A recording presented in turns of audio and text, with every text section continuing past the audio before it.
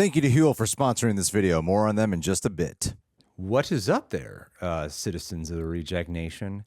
We're back for another Real Rejects podcast, and this is like the first one in a while that is just recorded and us sitting down talking We're about. back. I mean, we did like a short version one, but this one I think is going to be an interesting discussion. Because we missed one because of scheduling stuff, and we did one pre-tape. This is the longest we've gone since we started half a year ago. Yeah, I mean, we did like a bunch of Fantastic Four and Superman videos last month. But like live to tape. Yeah. We've been doing this half a year now. Yeah. 26 weeks. We're doing pretty good. We're doing pretty good. Thank you guys. We missed only 1 week in this entire time. Which with our schedules is crazy. Appreciate you guys for being patient. And within that 1 week, a lot came out.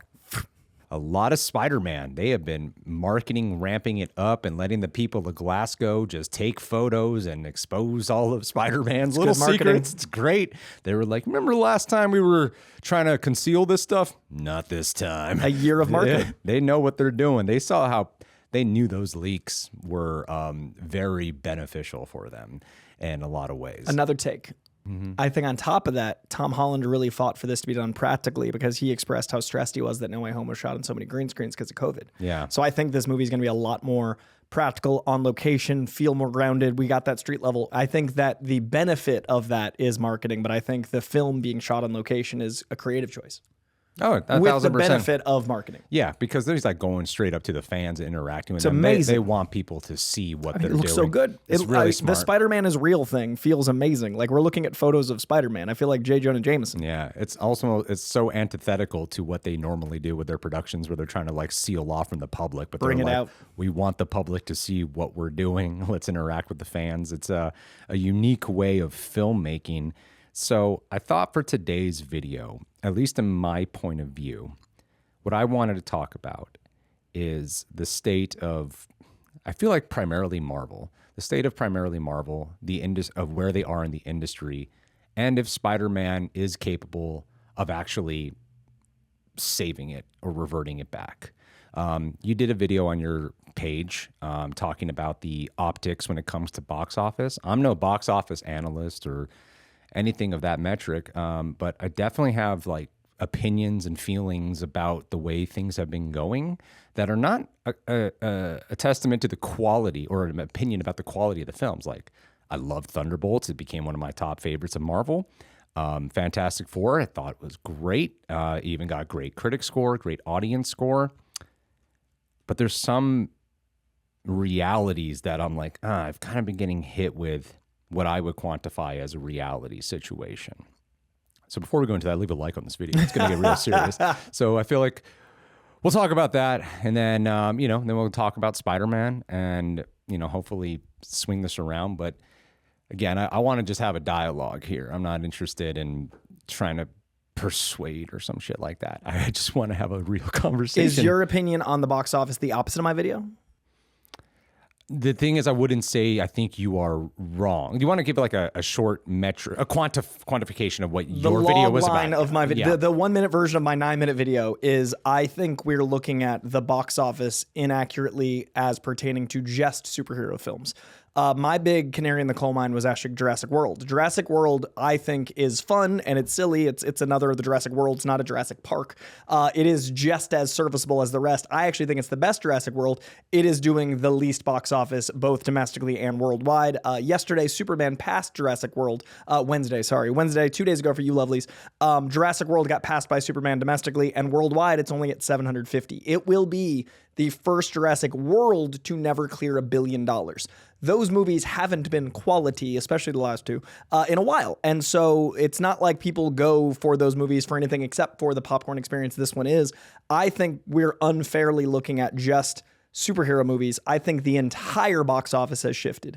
Minecraft almost got to $1 billion. I think in pre-pandemic times, it would have cleared 1.5. I think that the only movie that cleared $1 billion was Lilo and Stitch, because it has that family dynamic of bringing in hella seats and repeat viewings and things. But I don't see many other things, maybe Avatar, clearing $1 billion. And I think the problem isn't in superhero movies. I think it's in our expectations of things hitting $1 billion. I think that superhero movies aren't dying. I think that the expectation of a certain marker isn't fair, because I think we compare superhero film to superhero film. I think we need to compare superhero film to this year's films. And I also think we need to compare post-pandemic to post-pandemic. I think anything pre-strike and especially pre-pandemic is a different marker. I think if you're looking at box office, it should be looking at this year, because I think every single year we are less socialized. We are less apt to go to the theater. We are more trapped in the streaming loop. I think theaters are hurting in general. I still think superheroes are an effective tentpole that lifts the tent, that keeps mid-budget and low-budget films out there. And yes, it's shifting, but I don't think it's gone the way of the Western, where it's like, woof. And I feel like there is a lot of that conversation. So I just want to be the buoy of realism with the superhero genre. I don't think it's as black and white as superhero problem. I think it's people not going to the theater problem. And I think the theater problem is the price of tickets, the length of commercials, the lack of immediacy because of the streaming window, dropping movies on digital and within 30 days, even if they've done well. I think when people go to the theater and they spend $20, they don't want to hear assholes talking. I certainly don't. I think there need to be, ramifications again. And I think there is an element of people don't know how to be in public. So the movie theater struggle is a bigger thing to discuss than the superhero struggle, in my opinion, because 4 of the top 10 movies domestically are superhero films.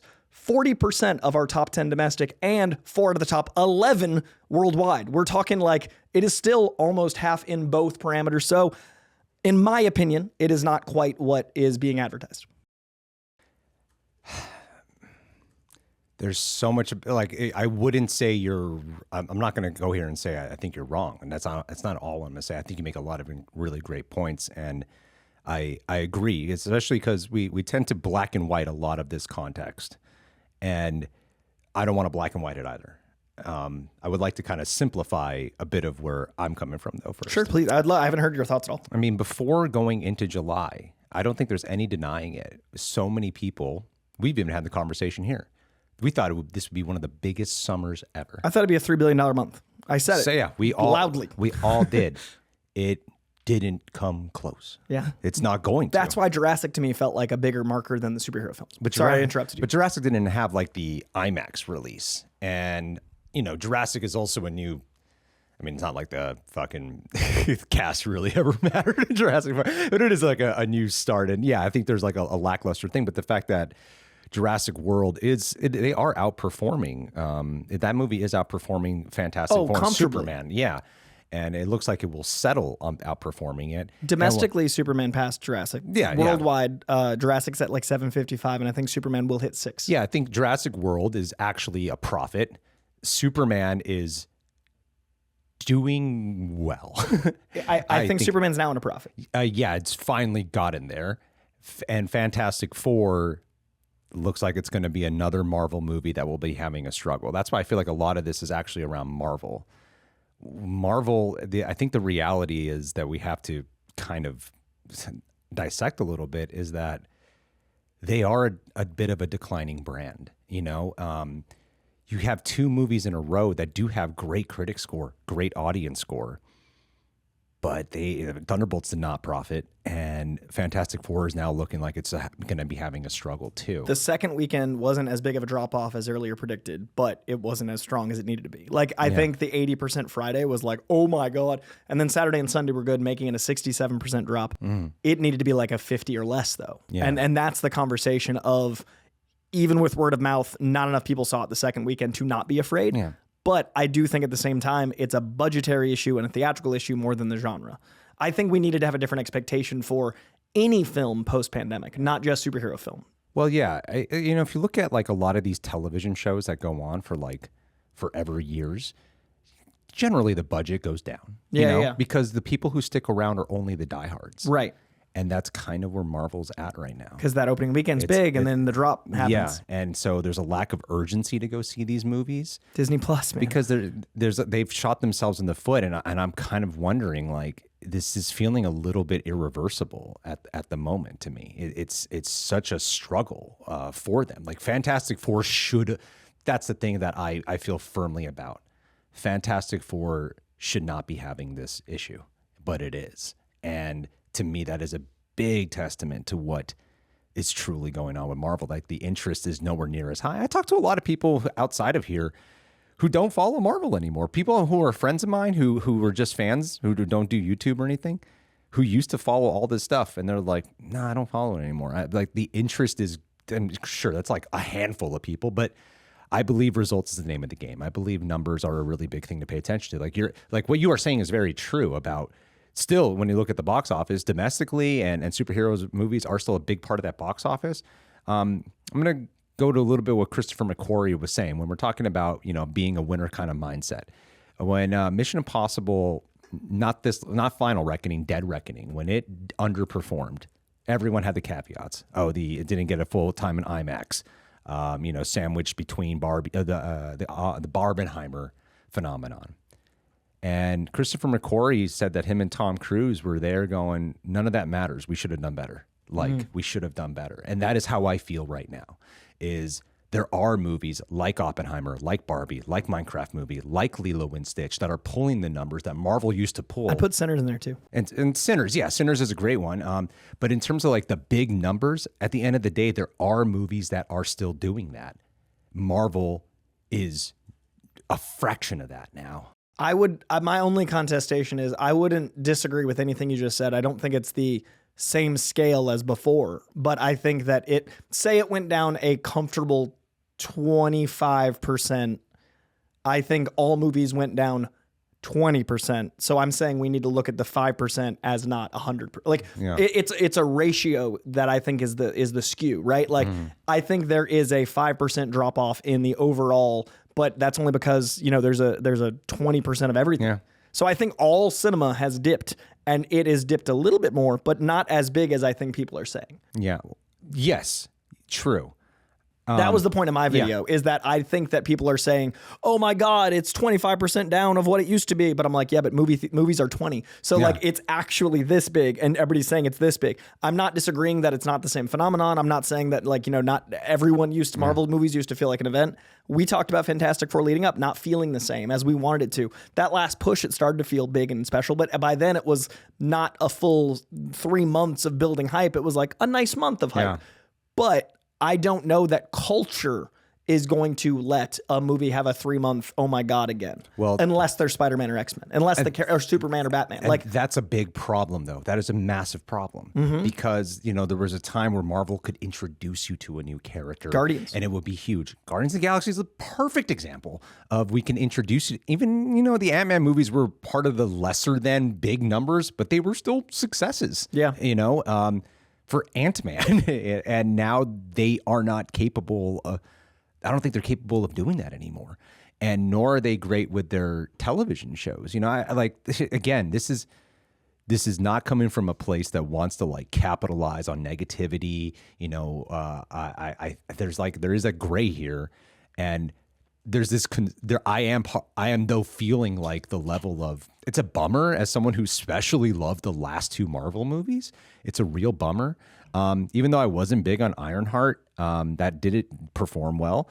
And I loved, I like Dominique Thorne. I know she's really controversial for some people for some fucking reason, but I like Dominique Thorne a lot. And I'm excited at the idea if we can get more Mephisto in here. There's all these prospects, but they need to have more than Avengers Doomsday and Avengers Secret Wars, and even Spider-Man, which I wanted to, I'm excited for Spider-Man. There's so much I want to talk about of what I'm excited about for Spider-Man. But they can't only rely on that. They need to be able to have their Shang-Chi's and Eternals and all that be able to perform really well. And it is just kind of, I don't even know what the solution is. Other than you dial back budget so you can make more money to keep this going.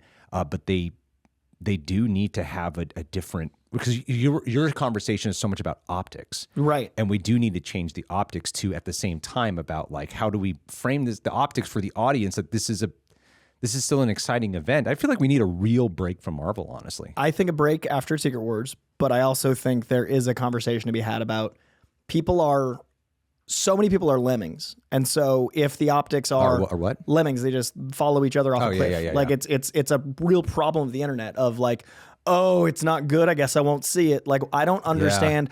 Our job is weird to me. I don't watch YouTubers. Right. I don't get it. So I've never made a decision to not see a movie because of someone else's opinion. If I hear after Together's a great example. I would not have seen Together because that's not my genre, but I heard from so many people I trust, and then talking to Dave Franco and Alison Brie, their excitement and the marketing, that was enough to get me over the edge to watch it. But if I was going to see Together and I heard a lot of people not like it, I'd already decided to see it. Yeah. So I think it's odd that people rely on other people's opinions to not see something. And I think if the optics are on these movies in this genre not doing as well, that is more detrimental than the actual movie quality, because there isn't an opportunity for the second weekend to not drop off 70%. If the optics are, oh, it only made 200 million, we need to change the conversation. So that starts with the budget being smaller, so it has to make less money, so the expectations aren't as big. But if we're saying only superhero movies aren't doing as well, that's not true. All movies aren't doing as well. And that's the point of my video and my thesis statement is if we point the finger at one genre, that genre is going to do worse and worse. If we look at the problem with movie theater attendance, then it's a different conversation. Yeah. Well, yes. I mean, when people say like, oh, it has this drop off and no one's really watching it, that makes more people just continue to not watch it. I don't feel like I need to watch it because no one really gives a shit about this movie then. Right. Whereas something like Sinners, if it has like a great second week and people are watching it, even though it's still an event, even though it's not making as much money as even Fantastic Four is, people are like, wow, people are watching this movie. And then that's what people are saying. I should go watch this movie because it's still holding well. And look at the legs on that movie. So yeah, when they do change the optics in terms of like the narrative of the collective media, yes, that does make a difference. So yeah, I fully agree with you on that. And not dumping it on fucking Disney Plus in 3 days. And while I do think that the movie genre is, the movie theaters are stumbling a lot and there's fewer major hits, I think where I'm coming from is that I do think the superhero genre is dipping a lot. I would say the superhero genre problem is like a B-level problem and the movie theater problem is an A-level problem. I think it's what I'm trying to say is I agree. I agree it's a big problem, but I think a bigger problem is the macro. Yeah. I mean, I did an interview, Adam Hlavik from Heroes Reforged. Is that who was here yesterday? Yeah. I heard laughing. I was jealous. Yeah, he's great. I did an interview with him and we were talking about that, how, movie theaters were this like immersive escapism experience. And when he's at home, he likes to try to emulate that, like putting everything black, turn the phones off. That way he can really be immersed in it. And that my dad was like that. He craved the immersion experience. I do. And I crave it too, especially when I'm at a movie theater. I really crave it. And yeah, I really like the association with movies are all over the place. Like, freaking hell, even with TV shows. I was working out at the gym and I saw someone running on the treadmill watching Squid Game on their iPhone. And I'm like, wow. I mean, like anyone could watch any TV show they want however they want, or any movie they want however they want. That just kind of goes to show that even something as big as a Squid Game, they're like, I'll just catch up on it when I'm at the gym. 4 inches. Yeah. 4 inches is fine. That's enough screen. 4x6 gold. This super expensive show. Yeah. And people do that with a lot of things. And it is, I don't know how we possibly go back. Like, what is the thing that, let's look at the ones that are really big. And then how can superhero movies adopt that? Maybe we can have a little brainstorming session. Lilo and Stitch, Minecraft. Oppenheimer, Barbie are like the most obvious ones of phenomenon. Sinners. Let's throw Sinners into the mix there. Even though Sinners wasn't even like near the box office level, it's still a phenomenon in its own right. So what can Marvel do or change to possibly emulate the event of that? Have a director with a vision and let them make a movie. Like, you don't feel like Fantastic Four did that? Nah, not really. It's kind of there. It's like most of it. I enjoyed the movie, but it was a little safe in this. It was so safe. Yeah. And like, I think Matt Shackman visually did, yes. But narratively, it's a movie. Mm-hmm. Like, visually, it is so strong and so specific, and it has a vision visually. But narratively, it's a movie. And I enjoyed that visual experience, and I enjoyed that movie, but I don't think there's anything safer than what they did with Johnny and Reed. Well, why? Anything. Okay, but so Barbie and Oppenheimer and Sinners fit that. They're bold. They've got vision. They're unique. They are something that is managing to be, in Sinners' case, a low budget, high opportunity for growth. In Barbie's case, a very bold swing with a known IP, but taking it in subversive ways. And what was your last one? Oppenheimer is an event because it is such counter programming that you have to understand what everyone else's appeal is. Yeah, and that's like an R-rated. Two R-rated of those are R-rated, and one's a 3-hour R-rated biopic, Half in black and white. yeah, exactly. So then you have Lilo and Stitch and Minecraft movie. Lilo and Stitch, to me, that is weirdly, hear me out, of why I will kind of compare that the most to what's been going on with the superhero genre. The Disney remakes were not doing so great. After the Snow White fiasco, there was all that talk with Disney being like, we're going to definitely dial this shit back. We're definitely not going to be doing this anymore. And then Lilo and Stitch comes out and it makes almost $1 billion. I think it cleared $1 billion. Did it clear $1 billion? Yeah, I think it's the only movie this year. Did it make $1 billion? Like, it made $1 billion, right? And it is another one that is samesies. You know, it's with differences that pissed off some fans, but that's another thing. Like, it also changes things that pissed off fans, but it's still made over $1 billion. And so when you liken what like the Disney remakes are just rehashing and doing the same shit, and we're starting to get sick and tired of it. But then Lilo and Stitch comes out and is a hit, and then people were talking about superhero fatigue because what do they associate fatigue with? Repetitiveness and kind of samesies. And that's why there's probably a decline. But why is Lilo and Stitch a phenomenon in the box office and reception, but box office and resonating with audiences? But Marvel can't seem to get that level of pull. I gotta admit, Lilo and Stitch is my anomaly of the year because I don't know what makes it different than the other live action ones. I don't know what made it comfort food when other live action remakes weren't, because all the things I think appeal about Lilo and Stitch are it's a known quantity, it's comfortable, my kids want to see it, they want to be babysat for 2 hours and repeat viewing, all the things that I think Disney does best. Yeah. But they hadn't been winning with those. So I honestly could not tell you why I think Lilo and Stitch would do well, especially because I haven't seen it. Yeah. But I have no idea what made that one special. But I think Minecraft is the example I would give of that was an untapped, known IP. It cast movie stars. It was a phenomenon. It felt like Minions or one of those things that you have to see in a theater because you want to see it with part of the experience is going to the theater. I think the biggest deal is we need to make these things feel like an event. Yeah. Like the reason Barbenheimer worked, had to see it in the theater. The reason Minions turned into like people wearing suits is it needs to be eventized. And Five Nights at Freddy's, I forgot about too. Eventized. That was like released the same day it was on Peacock. And still crushed it at the box office. Because the theatrical experience need to be special. Yeah, and you want to be with a group that's experiencing that. And I think that's what Marvel is truly and missing. Avengers feels like you have to see it in theaters because it's an event. You don't want to get spoiled. I don't know that anyone felt that with Thunderbolts. I don't know that anyone felt that with Fantastic Four. Yeah. I'm surprised Fantastic Four didn't do a little better. Yeah. But Superman felt like an event, and it's made almost, I think it'll end near $700 million. Yeah, I think Superman needs to get more credit. Like, fully acknowledge, internationally, it is vastly underperforming. It doesn't surprise me, though. I said I was Canadian when I traveled overseas. Yeah, no, it's vastly underperforming. So yes, totally. But domestically, it's been holding pretty damn strong. You know, the drops are tiny. Yeah, and I know there's all the caveats that people always talk about too with movies, especially with like superhero films. Like it's beyond just box office too. It's like, okay, what about the digital release and the profits there and the also, merchandise Superman there? Made tons of money on toys. Exactly, and merch and comics. all that. It actually sold. Exactly. I don't know anyone that picked up Fantastic Four comics to the same scale. I had a few people ask me, and I recommended some, but it wasn't like Superman where it was like, what do we get? Yeah. So Superman's still holding well domestically for sure. But that felt like an event. Superman felt like the movie of the summer of Superman. It felt like a must. I did not get that from FF. I enjoyed FF quite a bit. Yeah. I gave it 4 stars, Superman 4.5. I'm not saying one is markedly better than the other. I'm saying the feeling of it. And when I talked about it being irreversible, when you look at what made the MCU a success, everyone talks about the Endgame heyday, right? Why I feel like it might be irreversible is because what made Avengers why you would show up for even a Guardians or why you would show up for an Ant-Man or even characters who weren't as popular, even Captain Marvel was $1 billion hit, is because people felt it was necessity because they wanted to see the major event film. It was all tied to the major event film, so they felt like mini events leading into a major event.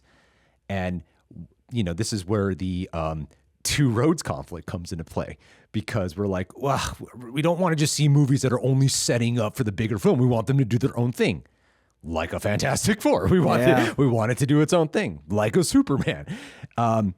But they've also shot themselves in the foot because they've had like 20 plus successes in a row that were built around the narrative of leading to major event films. And now they don't have that narrative. Even when you look at like Secret Wars and Doomsday, you know, you're beginning this culmination that's relying on a lot of nostalgia and then a lot of seeds planted, and then a new Doom and characters that it's like they've had one off, like a Shang-Chi and stuff, like people who haven't really had the presence or the event cinema to, it's different than when you get the culmination of like Avengers, Age of Ultron, and Infinity War. And they plain and simple do not have that. They and 3 Caps, 4 Thors, 3 like there were series. We haven't had an Avengers film in a long time, and we've had so many things. and what's gotten a sequel? That's what I mean. What post-Endgame has gotten a sequel? Nothing. I mean, there was like a sequel to things like Thor, Guardians 3, Thor 4, but like what new thing? Yeah, Black Panther, the Marvels, and yeah, it's true. Because the Captain Marvel was in phase 1 through 3, Black Panther was in phase 1 through 3. Yeah, I don't think anything that started has had a continuation, and that's gonna feel odd when it culminates in Avengers. Like, it makes Avengers their second movie. Yeah, and they also primed audiences where they felt like they needed to watch these other things, but now there's so many things that people lost interest in, so you get to a point where you're like, it feels daunting, and like they want to get rid of that feeling of having to do homework. Yeah, but I don't know if they can now. I really don't know if they can. If Secret Wars this is what happens in comics: is people go to the comic store and they go, "Oh, issue 762. What do I do here?" And then the comic company goes, "Issue number 1." And then issue number 1 turns to issue like 30, and they're like, "A legacy number 810." And now all of a sudden, like, you've got the comic fans like me that have collected from the beginning, going like, "I think this is 810," but you've got the new jumping on point of number 1. It's a magic trick to make the number 1 feel like it is a new jumping on point for a team as well as the reader, but also for the readers like me that feel like that is continuing my character, especially with characters that have been around for 80 years like Superman or 60 years like Spider-Man. So what you need to do is have events like Secret Wars or events like a crisis event in DC where it cleans up continuity. Like, there's an actual comic book, Whatever Happened to the Man of Tomorrow, where Alan Moore got to write the last Superman story. It was the end of an actual Superman. That was the last Superman story of pre-crisis Superman. That's so special. We need something like that where this does feel like an ending, so that when they start the X-Men, it does feel like no homework. It does feel like a fresh thing. I wouldn't even mind a little gap.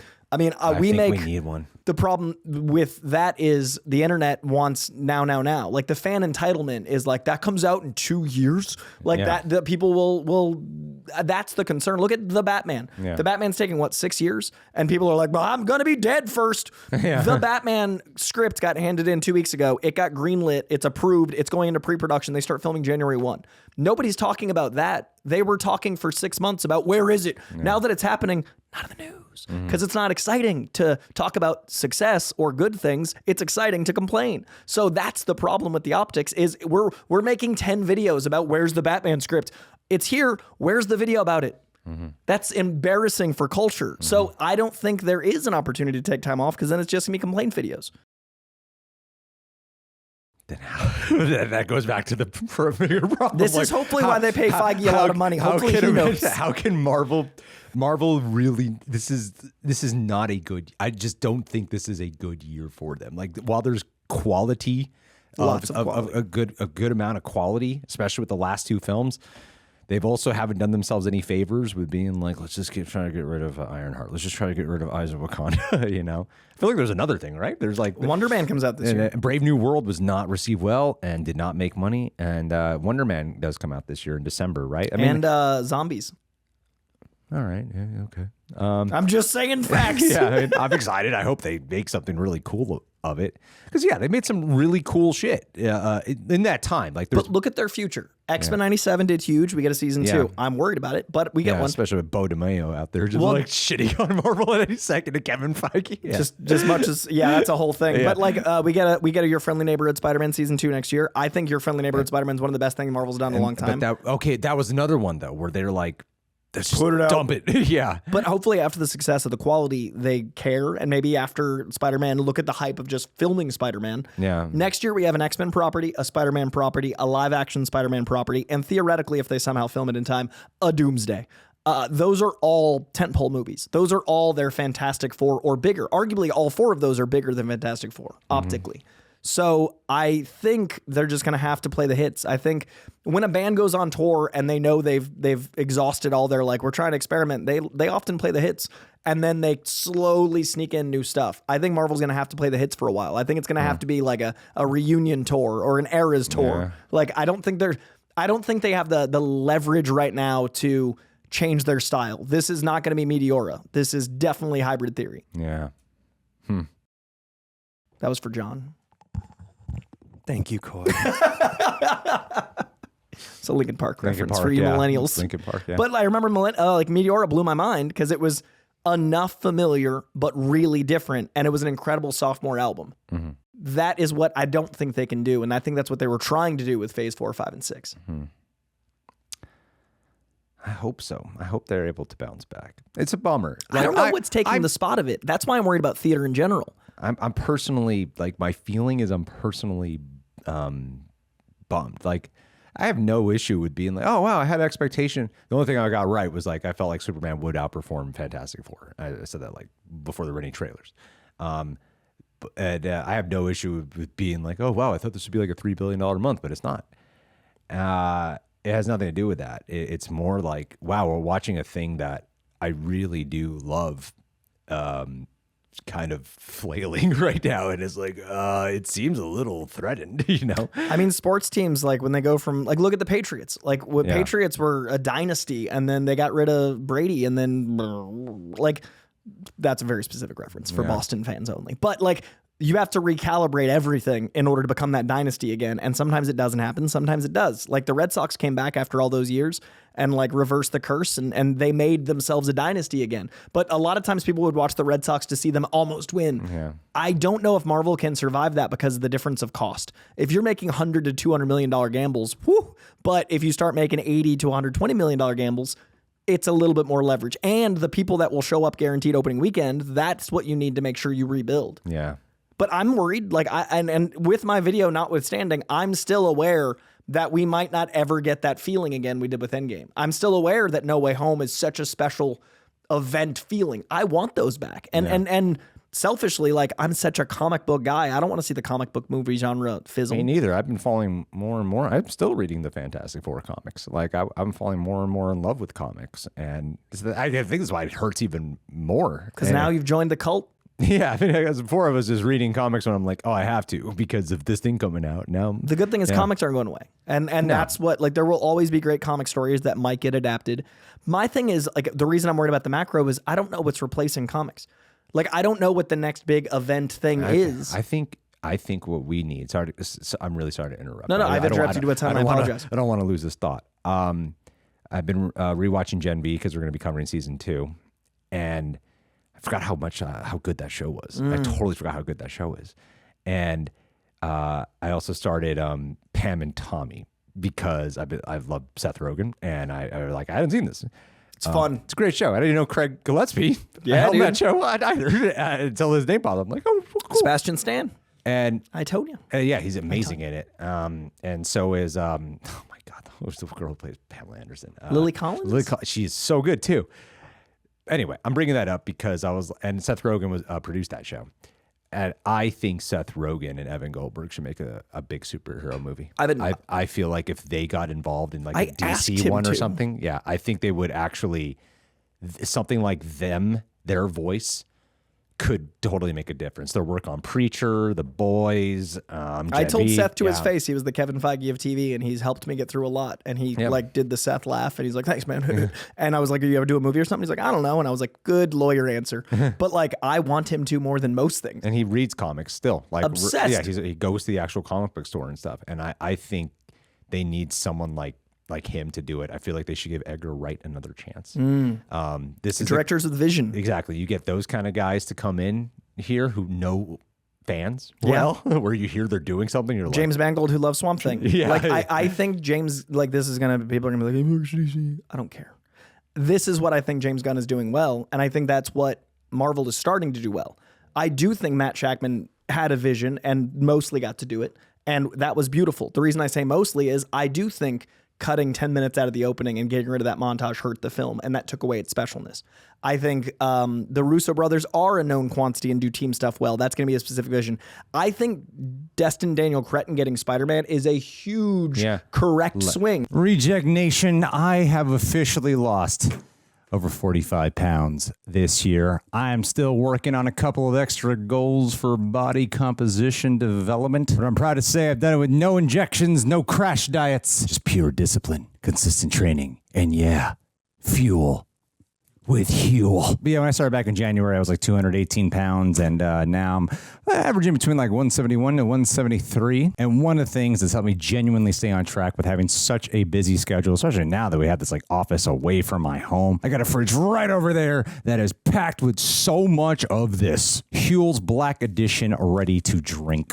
This thing's got 35 grams of protein, 27 essential vitamins and minerals, slow release carbs, and it's actually a complete meal in one bottle. So I'm not just grabbing a snack, I'm really getting some actual fuel in my cells. Man, chocolate and vanilla, they're my two favorites. They're the main staples, and they are my two favorite ones. No mess, no prep, just grab, drink, and go. Legitimately good taste, no chalky aftertaste. I'm on a strict macro plan, and I can fit it into my macro plan. Low sugar, high protein, super efficient. I'm all about efficiency. And flavor selection's pretty good. My wife actually really likes the iced coffee and the strawberry banana. And if you can't decide between all their wonderful flavors, they got a variety box. And if you're anything like me, variety is a treasure. Best part, each bottle is under $5, which is great when you're replacing a whole meal. So not just keeps your body on track, but your wallet on track too. So if you're trying to lose weight, get a funny looking mustache, build muscle, or just eat smarter and try to keep your lifestyle a little bit more efficient, try HUEL today. There's a reason we've been partnered with them for quite a while. You can go to HUEL.com, use my code REJECTS, and you'll get 15% off your first order plus a free gift. That's HUEL.com, code REJECTS. Or you can just type HUEL.com/rejects. I don't know why I haven't been saying that this whole time. I'm all about efficiency. That's the most efficient way. Anyway, feel smart, feel good. Thanks to HUEL for sponsoring this video. Let's swing into that. Good. So that's what I think is coming. Yeah, let's swing. I saw what you did. Yeah, let's get into that because on the flip side, man, is this looking awesome. That suit is so perfect, man. Like we had a whole conversation about Superman suits here, and I was admittedly talking about how I never really pay much attention to suits. I don't. I'm such a wardrobe guy, dude. Yeah, and people were like doing so many videos about this, even when it was like not fully revealed, just the close-ups and like videos with huge view counts about like, whoa, look at this. I'm like, it looks like the same one from No Way Home at the end, but okay. And then when Tom Holland does come out and you're seeing it, and then but also on the set photos, wow, it looks pretty fucking. It's like seeing the great. old Christopher Reeve, like just standing around. You're like, that's Superman. This feels like best Spider-Man. And a lot of the set photos that they are doing, like there's some epic set photos that they have. The practical swinging, the explosion while he's swinging in the middle of Glasgow. Whatever Sony, all the shit they've done with like their stupid Morbiuses and Cravens and whatever the hell. We've got a fan out there that's sending us videos directly. He's on the ground. Like we got a Scottish fan that's so awesome. tagging us. Check it out. So awesome. I know you don't use Twitter as much, which is good. But if you do, there's some really cool stuff he's been sending us. But that they are already winning, making it feel like it's going to be an event. Yeah, a year of Spider-Man, and it's dude. not relying. I mean, yes, there's Punisher in there. Like, here's the cool thing about what they're doing is they have Punisher in there, and he looks really cool. Like he does, very different than what we've been even seeing from him on the. Did you see the video today of the rap? Where Punisher John Bernthal speech. Yeah, beautiful. Yeah, so John Bernthal. Yeah, and so. He looks different there, like really clean Punisher logo with a beard. And I like the way the look. The rumor is that it's actually not like a demon from Mr. Negative's crew with the tank. They actually think that's actually Punisher's tank. I don't know why the demon thing would be there. Dude, there's an incredible run that so many people hated. A certain group of people hated. Over the hand. Yeah. Oh my God, if they do that story, that's one of my favorite Punisher runs ever. That just blew my mind. That's a controversial run. I think my second. Controversial is divisive. It's my second. I think it's my second favorite Punisher run of all time. Really? Okay. Oh, that's such a good idea. They give him that power and they let him actually be that like anti-hero to the scale of like overpowering. That would make the Hulk fight. I love that idea. That's fun. Yeah. And that comic is so good. Some of the Netflix shows are super important. Yeah, I mean, It's kind of weird. It is this funny. Sony Marvel hybrid is making the it's Netflix making show. Netflix Marvel hybrid super important. Yeah. Not mad at it.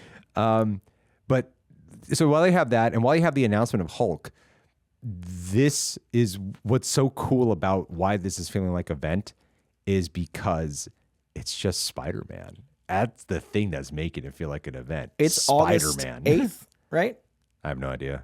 Photos started on the 1st. Spider-Man Day you mean was today. Yeah, today. Today. So Spider-Man Day is August 1st or July 31st. It's August 1st. And so photos started on the 1st, and now it's been 8 days. We're still talking about just Spider-Man. And I love that point you just made because we're going to get another wave when we see Punisher with him. We're going to get another wave when we see Ruffalo show up. Yeah. There are rumored like 7 villains. They have so much to play with for the next 360 days. Yeah, they have, okay, so the villains that they do have, I actually wrote them all down. One sec. Are they confirmed or are they still a rumor? A few of them are confirmed. Okay. They have, Mando's returning, and he actually posted Yeah, I saw the Michael Mando post. He posted a photo too of first he had one like the Scorpion toy, like the generic one, and then he Yeah. had one where he Behind Venom. he takes Lionel on, Francis the, Ewart. the symbiote one. Yeah. Right? What is that one called when he's Venom? I totally forgot the name of that.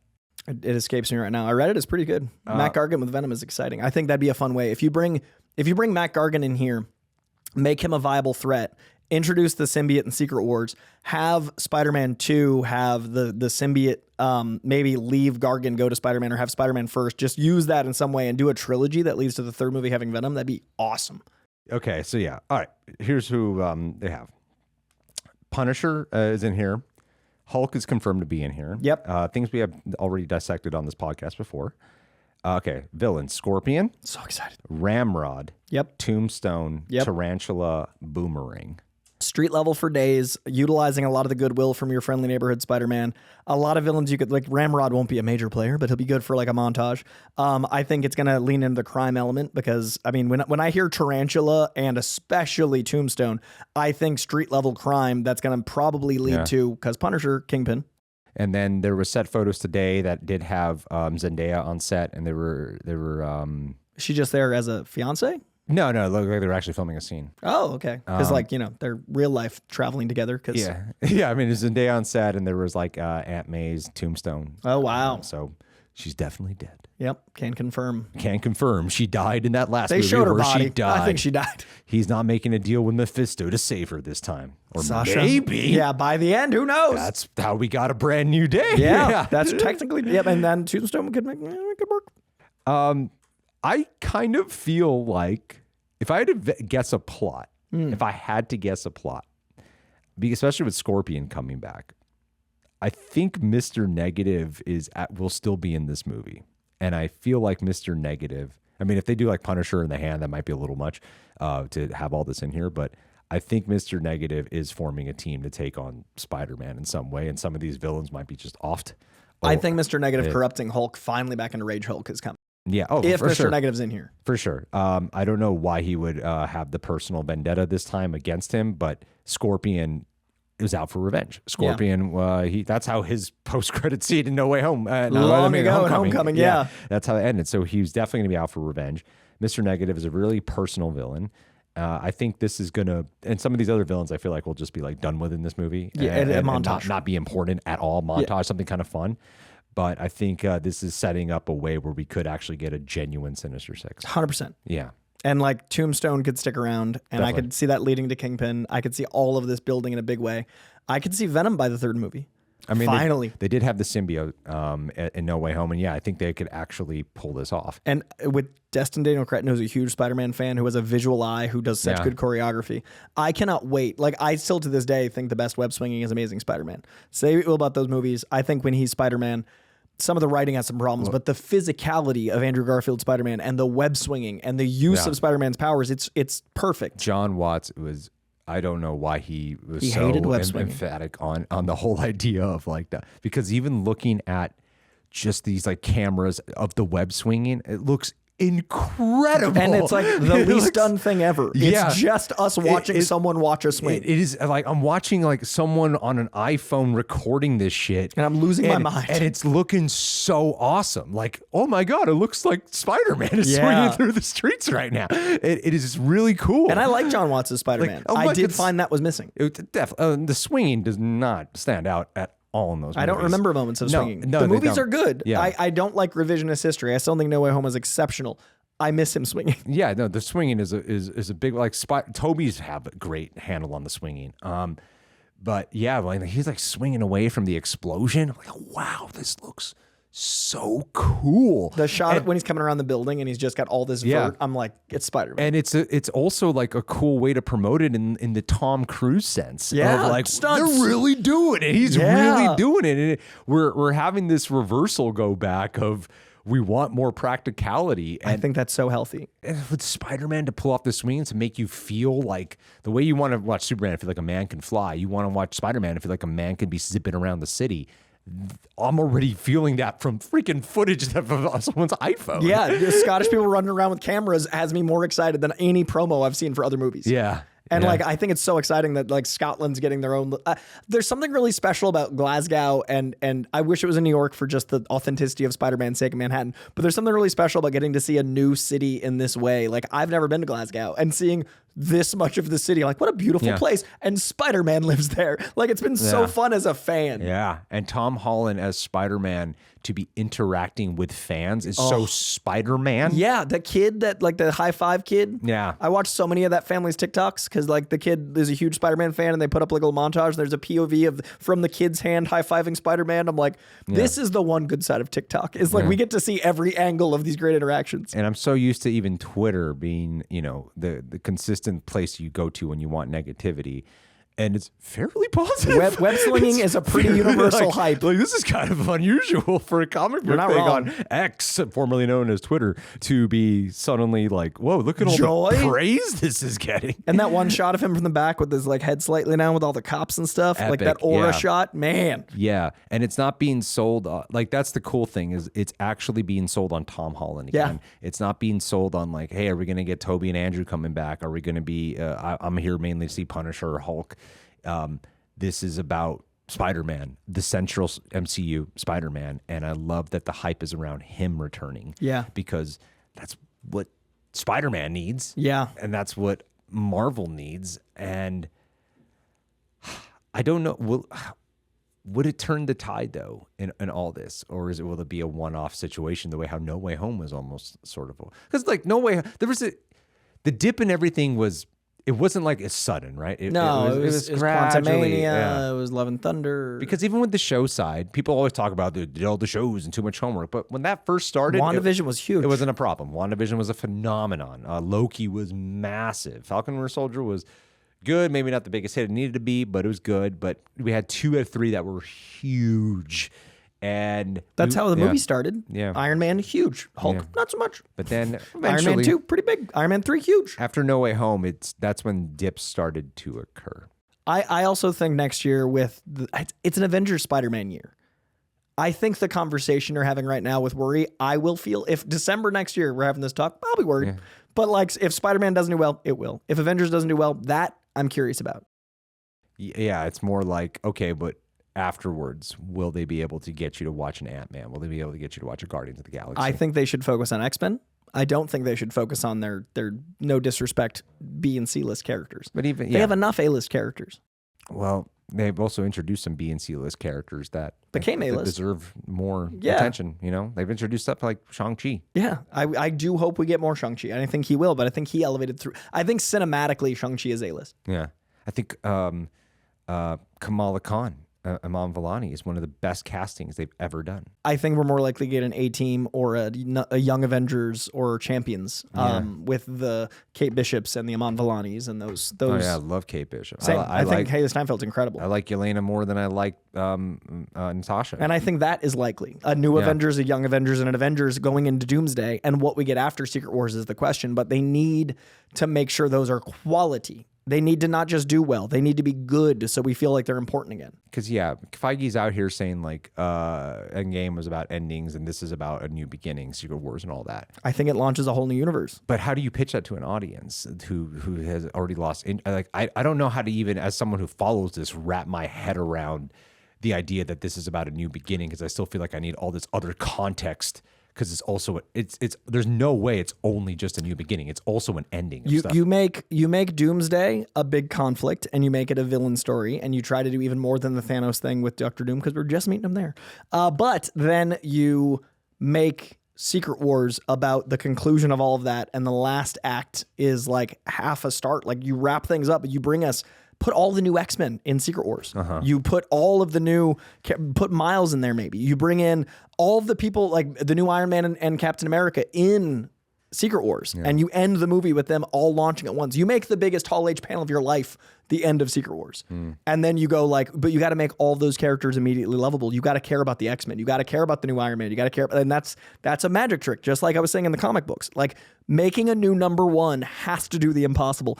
It happens all the time, but there's never been higher stakes for this whole genre than Secret Wars. Yeah. Just like I said, there was never higher stakes for Superman. And I stand by that. I think Superman was the biggest swing WB has ever had to make. Luckily, I thought it was amazing and it's doing well. I think Secret Wars is now the next biggest thing in the comic genre for stakes. That sounds insanely expensive. Oh my God. They just finished writing it, I guess. Like they need to make like $2 billion. Yeah. Just to pay Downey. Just to pay the cast members. Yeah. It's insane. Like whatever the production budget is, and then whatever they're going to cost for marketing. Like this sounds like this could be like $1 billion budget. And how do you fly 40 cast members around? Like that stuff. Like there's also the element of, we talked briefly about reverting back to physical and getting away from CGI. I think that is kind of the nature of entertainment. Like we've got those big surges of CGI. Like Jurassic Park, I think, is the perfect blend of CGI and practical. And then the late 90s had that amazing era of like Fight Club and The Matrix and The Mummy, where it was largely practical with flourishes. So like 93 to 99 was early CGI masterfully done because it was an accent, right? Early 2000s where we get messy. You get your Scorpion Kings, you get your movies that when you think of bad CGI, like that's the era. But like think about right before that, Flubber looked cool and it worked. But then we started to get to more advanced CGI and that started to get a little messier, but then we pulled back. There's always that like, oh, test the new thing, pull it back, test the new thing. I think the volume when it started, like Greg Fraser using it in The Batman, looked amazing. But then it became something they overused and they had to pull it back. I think Alien Earth, it's going to be a great example of using 70s technology and 70s practical sets and all the things that made that work, but with today's technology to smooth it out a little. I think that's the direction we need to go with superhero stuff. Use the classics, use the cheaper stuff, and then augment. Stop trying to reinvent the wheel with the most spectacular visual effect. Let Spider-Man swing. Like that's how you post Secret Wars make these things feel special. Make them tangible, make them smaller, make them important. And so I think it's possible, but I'm an optimist and I love this stuff. Like, I don't think Marvel is dead. I don't think DC is pummeling Marvel. I think DC is in a better position, and I think DC is hiring the voices I want to hear from so much, but Marvel isn't not. Like, Destin Daniel Cretton's not getting the credit that he should get. I'm still really hopeful. Yeah, I don't think Marvel's dead. I think where I was just coming from is like, it's definitely decline. I think it's still declining. We've had $1 billion movie this year. I think movie theaters need to, I think we need to, I don't know what's replacing this because I don't find video games as guaranteed as Marvel once was. Like I think Minecraft and Mario and all those are great examples. Sonic is pretty great. So I love Sonic, but like those are great examples of it can happen, but Marvel was doing hit after hit after hit. We still get bad video game stuff amongst it. What's the thing?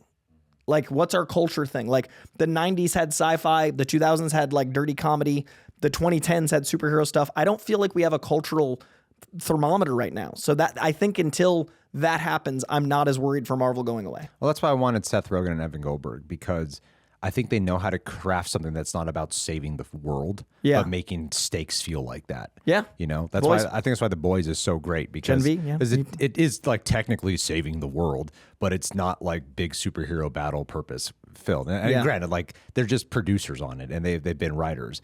But it's like most of the credit goes to Eric Kripke in terms of helming it, you know? And but that's with their creative input, though. I think they can make something pretty magical. Love to see them in a booster gold. They would be the perfect pick for that. I think they'd be the perfect pick. I would love that. And especially for the kind of, like now that people are finally recognizing their directing skills. The studio should open every door ever. Always been great directors. Since they started This Is the End, they've always been great directors. Dude, Superbad was 20 years ago. Yeah. Like but they didn't direct No, it, but yeah. like they've had the mind for stuff ahead of its time. Of course, yeah. That's what I mean. And then, so like now that they can direct and they have those minds for writing, and like come on, let them play. And after the studio, people are finally realizing, oh, Pretty maybe they talented could guys. be- like, no, they've always been great directors. Yeah, dude. Even when they've always had a sense of style. You know, they've only had really one big flub, which was the North Korean movie. What the hell was that? The Interview. The Interview. Yeah, The Interview. That was the only That one. was also pretty circumstantial. It was a bold Yeah. swing and it did not time well with the world. I mean, Rogen was pretty honest about how like he feels like it did not. It bummed seeing that the reception to it overall just wasn't well. He was like, it was more bummed that it was like people just didn't like the movie. Yeah. as a movie. But also like you can only swing so many times and hit hits like homers. Yeah. Like that. I think that's a really beautiful average. you gotta have some hits. You Yeah. gotta have some failures. You gotta have some failures. And that's why, again, like Marvel, I do not think I'm not as worried for Marvel as maybe I should be, but they have had still batting 700, right? I still think of Marvel as way more than down the middle. okay. Like overall. Yeah. And especially this year, 2 out of 3. Yeah. And even their worst movie this year, I don't think was bad. It was just neutral. And Deadpool and Wolverine was a huge movie. It was huge. And it had me thinking, that's like, I am like the worst audience member because I am always of two minds now. I'm like, well, I wonder if Marvel could have probably had a bounce because it didn't really feel like as MCU connected while they're in the void and shit. Yeah. It didn't feel like, oh, Deadpool and Wolverine are in the MCU now. Like it doesn't have that vibe. Marvel's got a tricky thing where there's so much that is weighing it to other things that when it doesn't have those things, it feels like it's missing them. But when it does have those things, it feels like homework. Yeah. Comics are tricky. And that's the conundrum Marvel is now in, unfortunately. That's why I love Elseworlds. Like, that's why I'm excited. The Batman 2 is not in the DCU. I love that the Penguin and the Batman are their own thing. Hell, I'm even getting confused on Peacemaker season 2, honestly, the way how they keep, even with James Gunn saying like, look, what's in the recap is canon, mentioned is canon, what's not. I'm like, now it sounds like I have to really memorize this I think if you just watch the intro, it'll be like last time on, and that'll give you like what's important to the episode. But like that's going to be very comic-y in itself because it's like when you read the comic, those little asterisks of like, see, Marvel Tales 52. Like that's very comic-y. I'm curious how audiences would handle that. Yeah. All right. Well, is there anything else you'd like to share? I'm excited for the Batman. Glad it's going into pre-production. Check out my longer video. It's like 11 minutes about box office. I've never done box office video, and many people were mad at me on my page for thinking that I care about only money and art, but show business is a business, and I'd like to see more of these movies. So the business matters. You go see these movies. You want them to be made. I miss doing the show. This was fun. This is good to be back. It's fun. It's nice to have a conversation about this stuff. Yeah. Get it off my chest. Yeah, I'm really excited for Alien Earth. You can give I haven't seen it yet. Did you like? Am I allowed to have seen it? Yes. It's amazing. Okay. When I was describing it earlier, I was trying to be like vague. I think Alien Earth is not just the best use of the aliens in long form that I could imagine, including the comics, including the serialized things after 2. I think it's the best thing that has come out of the acquisition of Disney by Fox. And yes, Deadpool and Wolverine happened. This is Alien Romulus was my Alien 3 that I waited my whole life for. Like Alien, Aliens, Alien Romulus is my trilogy now. This show is on par with that trilogy. It is mind-bogglingly good at horror, at building tone, at inventing new lore and canon, at there's an element of the first 2 movies that I love where it's a commentary on the inhumanity of wealth and on how we don't allow people to care at a certain point in business. This extrapolates that to the cocoon theory. And as a believer of the cocoon theory, all of my things with robotics and AI that are happening in our time feel like the show is reflecting. So it is such an interesting meta-modernist take on the alien concept for today, and it's amazing. Happy to hear it, man. Happy to hear it. Favorite show of the year. Catch Coy, Aaron, and Tara's reaction to Alien Earth.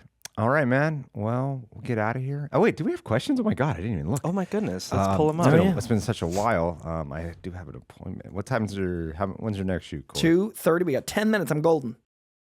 Yeah, let me see here. Just making sure it wasn't that time. I have one fact check in the meantime. It was Oh? Lily James. Oh, I said Lily as Pamela Collins. Thank Anderson. you. Sorry, Lily James. You're a delight as well. Son of a bitch. Wrong Lily. Son of a bitch. Let's see. Not it. Depp. It's funny. Daphmare, their question is pretty much the whole theme of your podcast. Oh! What was it? Daphmare said, "Hello, Coy and Greg and John. I was wondering what your thoughts are now that we're a few weeks into Fantastic Four and Superman movies coming out, engaging interest/disinterest in superhero films moving forward." I wish we shouted you out at the Yeah. beginning, Daphne. I've seen your name pop up before. Thank you so much. We just answered your question prophetically. Sorry, zipping around. Got some weird news moments before we started recording, and sorry, I should have checked first. That completely falls on me. I'm sorry, but thank you for the question. And Jay Rushton says, "Like, will tier on Patreon people can meet rejects on Zoom call there?" Huh? Maybe. Okay, well we got a few here. Cody Enos. My indie theater is showing an Akira Kurosawa retrospective this month. I was able to double feature my two favorite movies, Akira High and Low. Do you guys make time to see special showings like this, or if a film is being projected on 35-70 millimeter? When was the last time you did? Oh my God, you have no idea. Jaws, I got tickets for. Nice. September 2nd.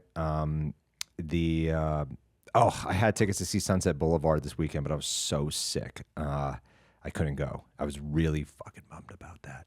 Black Swan on IMAX, they're re-releasing. I got Nice. tickets for that. It's one of my top 10 movies of all time. Whenever I'm able to catch a re-release of especially an IMAX one, I try to go see it. I check weekly for these things. And there's another one that I'm friends with Griffin from Film Speak, and there's I think it's called Cine Lounge. They do constant 70 millimeter re-releases once a week for something. Like they do like huge movies. And I'm trying to I got tickets for Seven Samurai. Nice. I haven't seen it, so I was like, it'd be cool to see it in theaters.